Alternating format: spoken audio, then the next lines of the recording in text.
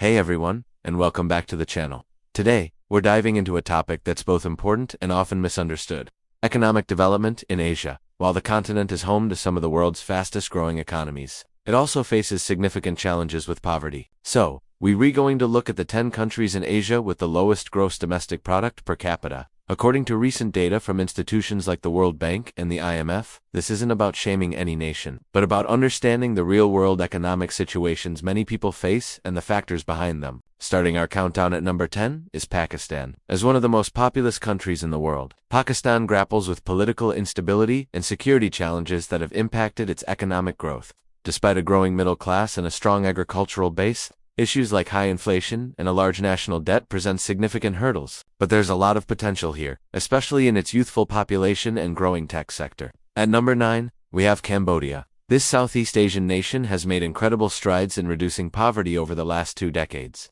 largely thanks to its booming garment and tourism industries. However, the average income is still quite low, and the economy remains vulnerable to global economic shifts. The ruins of Angkor Wat are a testament to a glorious past, and today, Cambodia is working hard to build an equally prosperous future. Next up, at number 8, is Myanmar. Rich in natural resources like jade, gems, and natural gas, Myanmar has immense economic potential. Unfortunately, a long history of internal conflict and political instability has prevented the country from fully realizing it. The path to economic stability is complex, but the resilience of its people and its strategic location between India and China offer glimmers of hope for future development.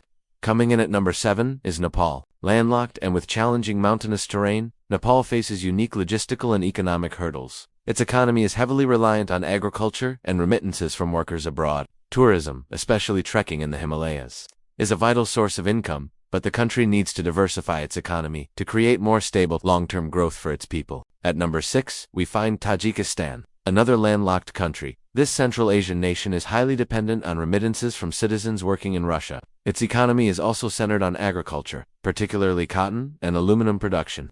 Developing other sectors and improving infrastructure are key priorities for Tajikistan as it works to build a more self-sufficient and resilient economy. We're now at our halfway point, and at number 5 is Kyrgyzstan. This beautiful, mountainous country in Central Asia has an economy based on agriculture and gold mining. Like its neighbor Tajikistan, it relies heavily on political stability has been a recurring challenge, but its growing tourism sector and efforts to create a more business-friendly environment show a determined push towards a brighter economic future. Entering our top 4, we have Yemen. Situated on the Arabian Peninsula, Yemen is currently facing one of the world's most severe humanitarian crises due to ongoing conflict. This has decimated its economy and infrastructure, making daily life incredibly difficult. Before the conflict, oil was a major export, but now, the focus is on humanitarian aid and the hope for peace to allow for rebuilding and recovery. At number 3 is Syria. Similar to Yemen, Syria's economy has been devastated by a prolonged and brutal civil war. Once a middle-income country with a diverse economy that included agriculture, industry, and tourism, its infrastructure now lies in ruins. The human cost has been immense, and the road to economic reconstruction will be long and incredibly challenging, requiring peace and international support. Our runner-up at number 2 is Afghanistan. Decades of conflict and political instability have left Afghanistan's economy in a fragile state. It's a landlocked, mountainous country where agriculture is the main source of livelihood for most of the population.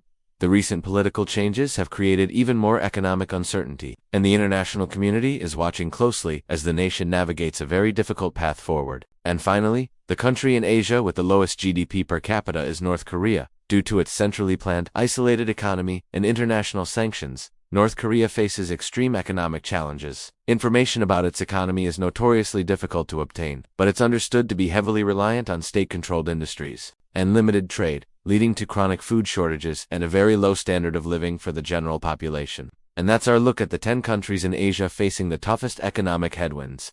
It's a sobering reminder that behind the headlines of booming Asian markets, there are deep-rooted struggles. But it's also a story of resilience, potential, and the incredible spirit of people striving for a better life. Thanks for watching, and if you found this video insightful, please give it a thumbs up and subscribe for more content. See you next time.